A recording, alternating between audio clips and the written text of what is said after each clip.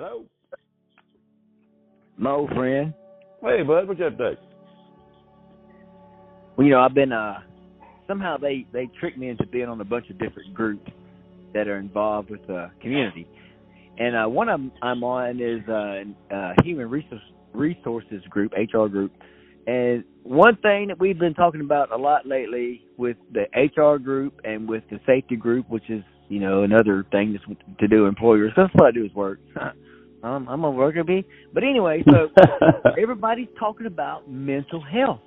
And basically the presentations that I'm getting is like in 2019 mental health incidences that can be recorded either through law enforcement or through hospitals or through emergency rooms or doctors. I mean, they've looked at a pretty wide, just things bad that have happened, due to what we would normally attribute to being something to do with mental health, which could be substance abuse, it could be depression, it could be substance abuse and depression. It could be, not, your brain. Oh my God, there's ADHD, there's adult ADHD, there's children ADHD. There's so many different types of mental illnesses, and it seems to me that just speaking with people, there's been a lot of emphasis on this because of the crazy things that have happened, the increase in doctor's visits. I say crazy, that's a wrong word to use. I did that kind of intentionally because I wanted to break out something for everybody, is that, we're seeing all of these words that are being used in traditional media about people that are having a health crisis. It's a mental health crisis, but still it's a health crisis. And there's a much more pointed effort to talk about it, to acknowledge what has happened in the past few years, during the COVID situation where everybody was kind of trapped up, quarantining, even though a lot of us didn't. There's been a lot of death. There's been a lot of this. There's been crazy employment situations. There's been, all these upheaval things going on. There's a lot of mental health things going on. And if I haven't pointed it out yet, I want to say this, is that there has been an increase, oh my goodness, by 3 times. If you measure it by mental health measurements that are currently used in our DSM-5 or whatever we are, psychological unit of measurement system that we're using, we have more than tripled. This is just between 2019 and 2021. We have tripled the amount of mental illness that's going on. Let me break that down for one more second, and then I'm going to just kind of go into a more colloquial type talk. But there's whenever you're dealing with mental situations, a lot of it, goodness gracious, it's so hard to talk about because there's such a stigma to talk about it. If you say, well, I'm depressed, or, I've suffered from ADHD, or if I'm, whatever it is, if I'm bipolar, a lot of these things are very common. 20-30% of people may experience those in their life, and, 5 out of 10 or 1 out of 5 at some point in time out of, a group of 20 people, 5 people are having, some kind of a mental situation. There's this effort now because of, the workplace has changed so much. You need people to work in difficult situations with difficult people, a lot of times with mental illness. So what I'm seeing is that we're beginning to talk about things. We're, inside the workplace, because the workplace has to enact everything. Any kind of social policy you have, workplaces enact it. When you're talking about the EEO, you're talking about mental health issues that are widespread. You're talking about ACA. Everything is thrown upon employers to have to deal with, to figure out. And, of course, the wise move is always to get good counsel and to, do what you're supposed to do. Use the golden rule. But, a lot of times, you you've got to deal with difficult situations that are beyond that, sometimes. So, employers are having to deal with some crazy things right now. And, it's the biggest thing that I hear them talking about is like, 2 or 3 major points. One is to acknowledge, number one, you've got to be aware that mental illness is occurring in lots of situations inside of the workplace and in general society. Number 2 is that you need to be talking about it with people and tell them, that, you don't want it to get too far. You want to cut it off as soon as you can. So you want to talk about it to people up front and as much as you can about mental health. And, there's been this big hate toward medicine in the past few years, but, a little medicine doesn't hurt some people. In fact, I'm going to leave all that behind and kind of go into personal, stuff now, but not too personal. I just want to, I do want to say that with me, I'm, and you're supposed to talk about it with people, because it's you don't want to have as much stigma as it did. And I'm not some famous, rich, very, big brain person, but I'm kind of in the middle. I just kind of do my own thing. I seem to be okay from an outward appearance, but it's a lot of work. And good meds. One lady today was talking about, I'm a whole lot better with good meds. Always helpful. Always helpful. What is that quote you used from Freddie Mercury, I think it is? What is that? It was being human is a condition that requires a little anesthesia. Yeah. It was a quote, and it's like, with all the things, like you're referring to, the stigma and stuff with mental health, the pandemic and some of the things that, got people, we went from what we considered everyday life to suddenly, some people were terrified, some people were scared, some people were isolated, some people were fine with it. Some people can't get out of that mindset, you still got people who want to work from home, and that may work now that they've proved they can do it. There's people who want to go back to the offices. Well, the ones that are coming back to the offices, there's been a sharp increase in the mental deficiencies, I will put it like that, in some shape, form, or fashion, with the people that are coming back, trying to, I guess, relearn to orient in the society after the COVID thing that got everybody feeling however they were feeling, and then, we become so polar in other options. You've got just the craziness going on in the world in general, so I don't think it's happening just here, because we're seeing just as much crazy in a lot of these other places. And the thing with some of it is just, I've heard the thing, minimum Mondays, before the last big key word was quietly quitting. There you go. Somebody had said me that, and I kind of read it, and I thought, well, man, folks have been kind of doing that for a long time. They just decided now to label it. But then I saw another one. It was called Minimum Monday. And I don't know if that's what kind of view that would be, whether, you would either say that that's just a mental thing, or if it's a laziness thing, or, how it would be. But I guess with them, making it popular for people to be able to talk about it, they're trying to avert maybe, somebody doing something negative, like you see with all the violence and stuff and the school shootings and the other ones. And you may also help somebody in a positive way. They may be needing some help, and, you need to be able to discuss it and talk about it. First time somebody goes, oh, well, they let him go for a little while because, he had a mental problem. Well, it could have been nothing more than he was having a bad time, but the stigma sticks, and some people find ways to deal with it, and it's effective for them. And some people don't always approve of their methods, I personally, smoke marijuana.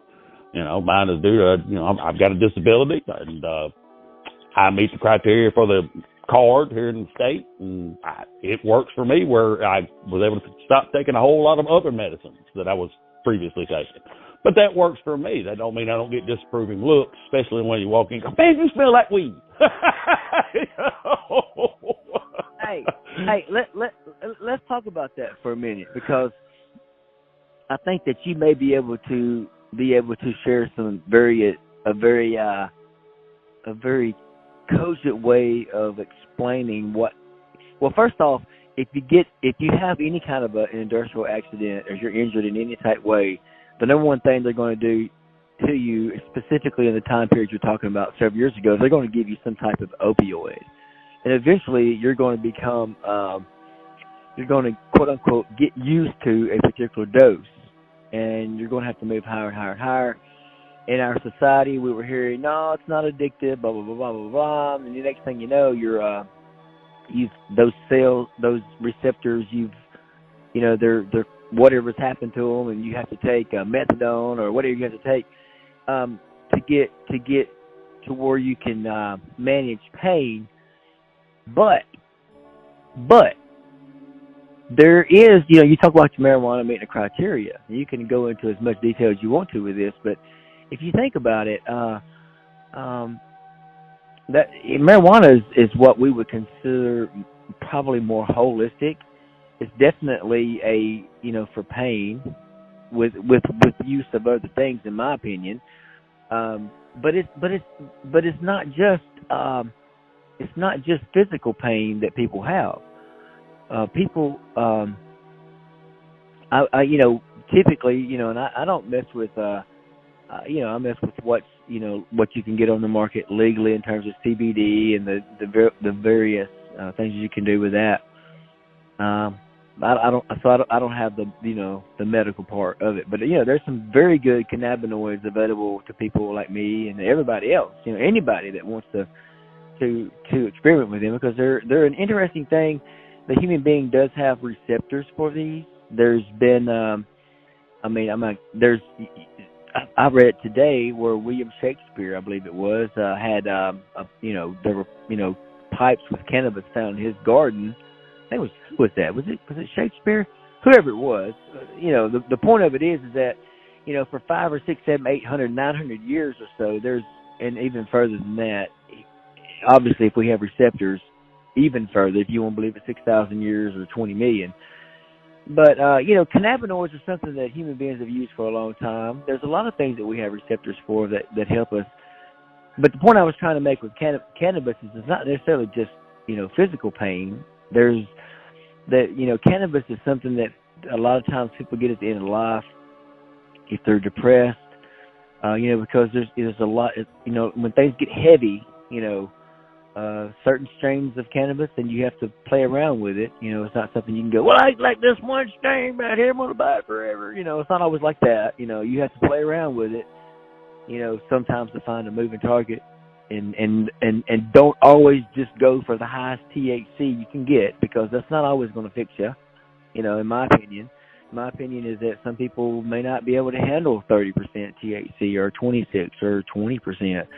It's too paranoia inducing. It makes things not good. The hardest challenge with any type of medicine, whether it be, alcohol, which was originally a medicine, it was distilled. It was a medicine. It was intended to stop a lot of the things that it creates, but it would have stopped them if human beings could take the dosage correctly.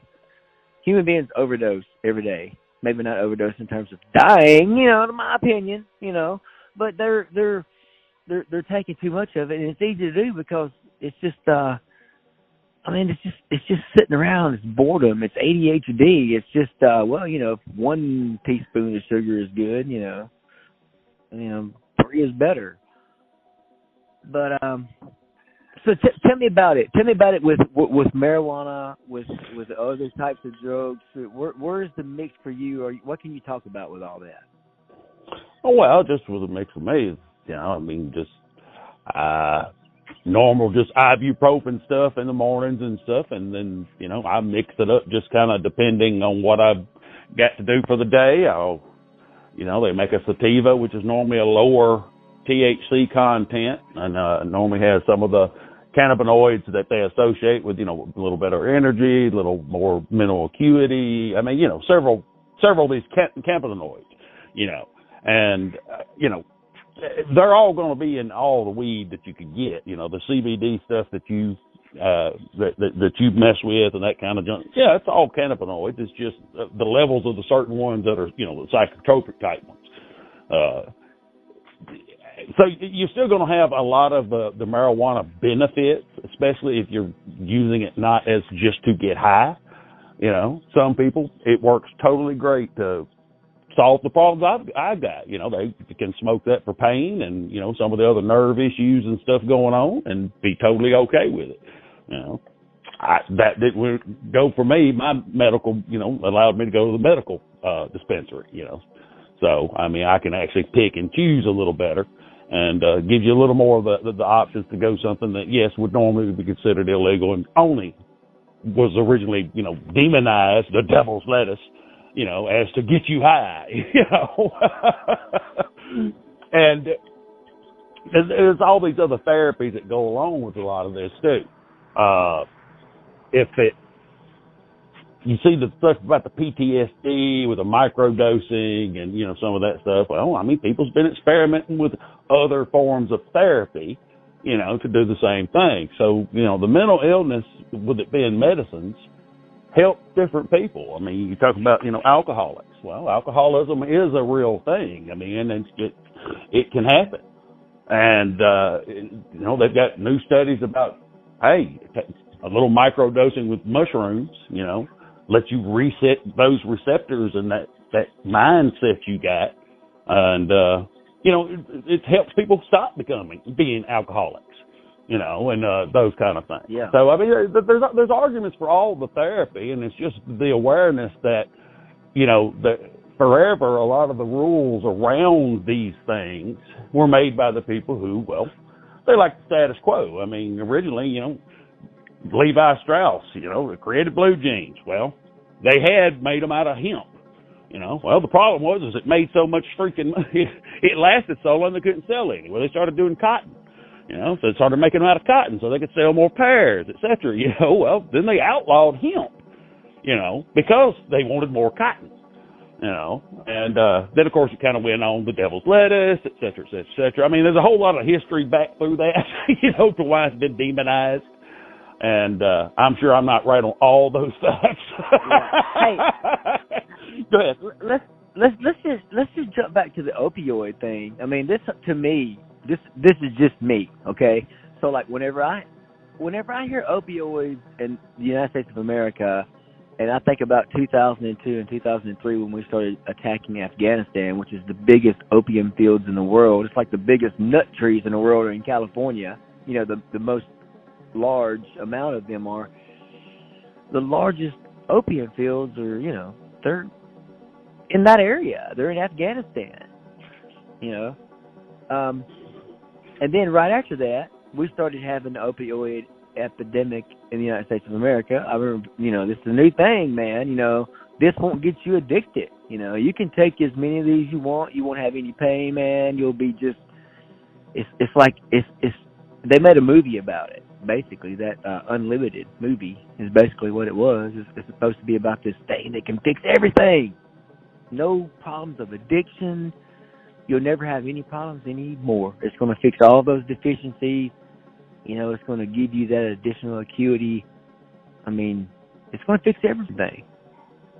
Did it? I mean, you obviously had some experience from some opioids there for a while to move. You say you moved to cannabis. I mean, what is the difference in those two? Is it what's bad about those? I mean, I don't think you ever had a problem with it.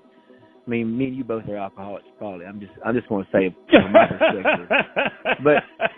But what do you think about your experience transitioning from one to the other? I mean, I'm just curious, man. Well, it was just it started out like to talk about with the the issues I had where I needed to be taking some of that stuff. Started out very low doses, then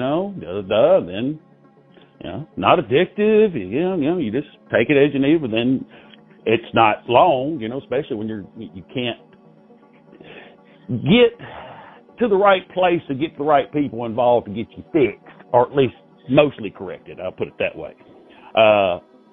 So they just kept giving it and giving it and giving it. And of course the doses got higher and higher and higher, and it went from, something mixed with ibuprofen called, I can't remember the name of it, but it was a name brand. But anyway, it's ibuprofen and was hydrocodone, and then of course it went up to,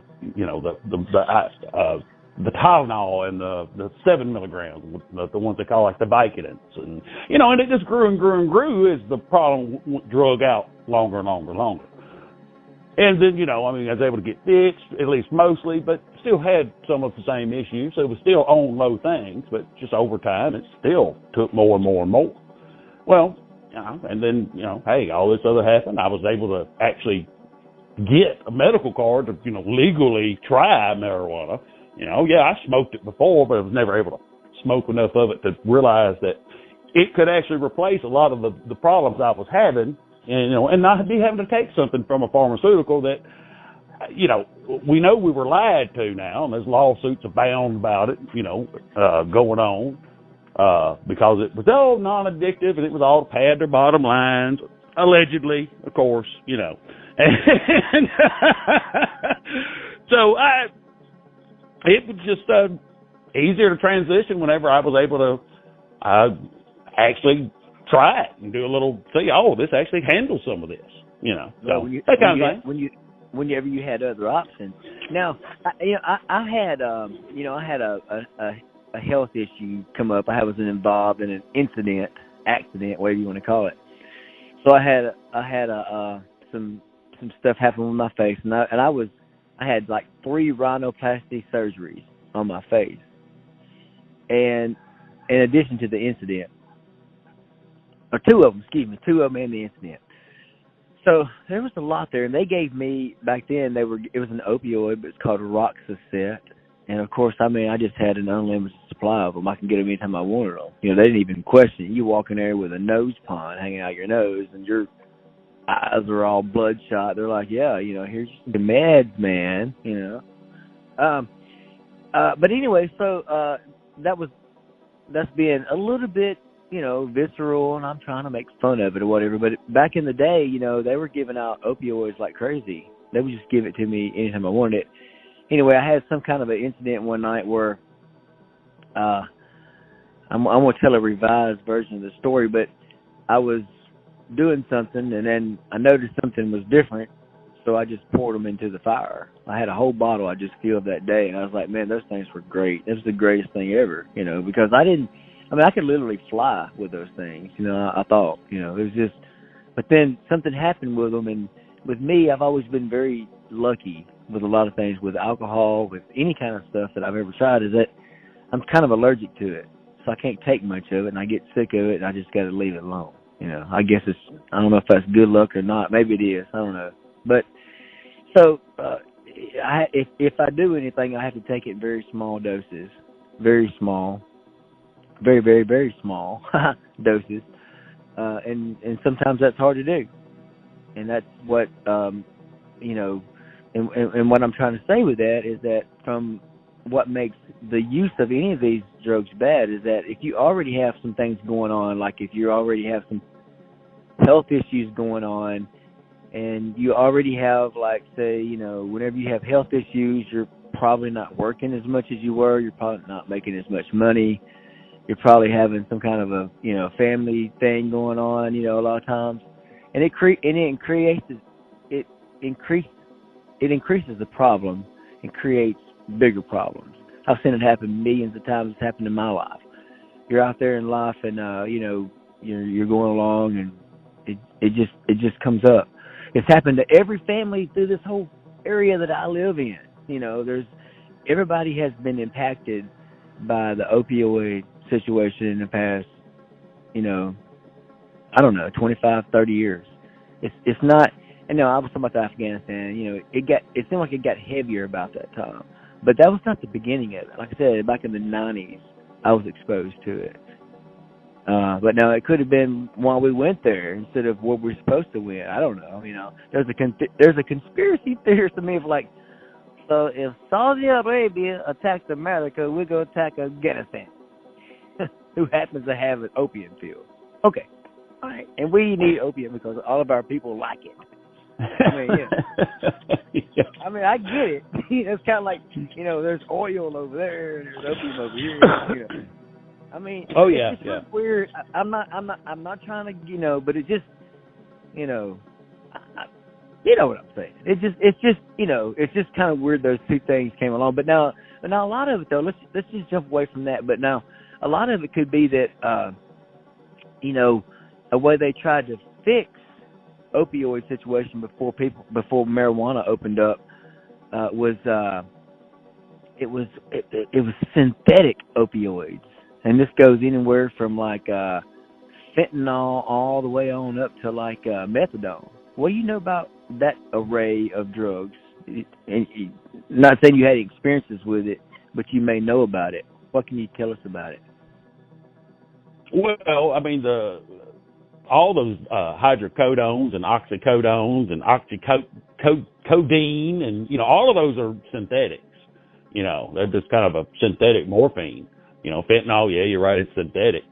But yeah, the opioid crisis, like in that 90s period was when, that was all going on. I think it was, again, if you go back to allegedly, Oxycontin, that's where it started. They found Oxycontin. And, everything's kind of goes down from there all the way through the Vicodins, and stuff. I know, that was the biggest thing is non-addictive. You could just take it and you're good, and that, again, that's where it goes back to the lawsuits and stuff that's going on with them at the moment. But how much of the drug trade, I mean, as far as like, you was talking about the Afghanistan and, the opium fields and stuff, I don't know how much it had to do with it. I don't doubt something, there was some of that going on. I mean, that was going on, look at the Iran-Contra affair, back in Ronald Reagan days. I mean, they've got all kinds of movies about they were drug running for drugs. I mean, the CIA. I mean, so of course there's going to be some of that involved in there somewhere. I don't even think you got to be a conspiracy theorist to know somebody somewhere found a way to take advantage of a situation, whether it was drug cartels or the government. They said, well, let's go in here and stir up a little stink, and everybody be looking over here, and we'll be shipping out over here. Allegedly. All of this is allegedly. Yeah, man. I feel that. Of course, we've been kind of on a heavy vibe. I want to step away from the heavy vibe with it, but so like we can divide this. From now on, we'll put whatever marker this is. We'll look it up. So that was the heavy part. This is the light part.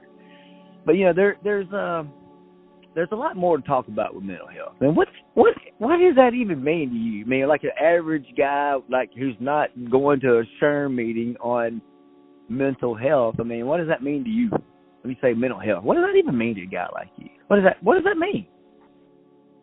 I guess it's just, you got to keep yourself in a happy spot. I mean, because everything, if you're happy, then you apparently, are getting along pretty good. You still gonna have the ups and downs and whatever. I guess you just got to find a way to maintain it and not fall off that edge of that razor blade. Like you was discussing before with the alcoholic, how easy it is to overdo it. You get a little sad in your life and you go, well, I'll take a couple shots of this. I'll feel better. Well, and depending on what it is, it may compound it. Just depends on what else you got going on. It's just trying to be, I guess, productive and say, well, I woke up this morning and had a nice day and I'm going back to bed. I went to bed. Maintain that until you don't feel like you need to punch yourself. I don't know. It's just, you got to find a way to keep yourself occupied, stay busy, find somebody you can talk to. Hell, go out on a date. Man, whatever it needs to make yourself say, okay, I'm happy today. I'm all right with keep moving there. Well, and I think that's important. But like what a lot of these these folks in this meeting today, and this is a little bit different than just. But now, again, everything out there is enacted through employers. Everything that needs to happen goes through employers because they have to push it out, then other people get it and change it. It's kind of like whenever they brought Japan automakers over here to America to help create, they brought, some religion things. Not really religion, they're like life practices. They don't really tell you what to believe. You can believe in God and do yoga, we know that. But,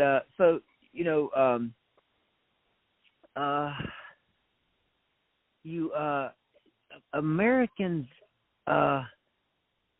well, let me just change the direction of that because that's kind of out there a little bit. And I don't want to get too far out there, but you know what I'm saying.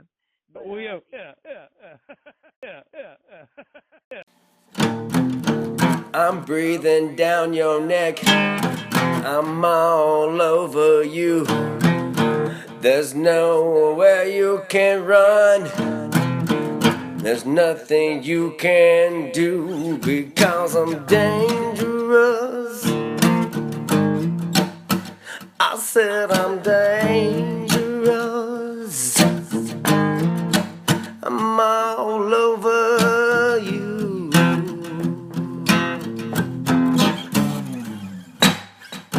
I'm the wild man.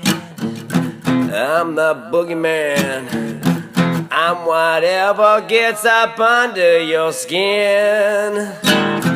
I'm breathing down your back. I'm all over you. I'm dangerous. I said I'm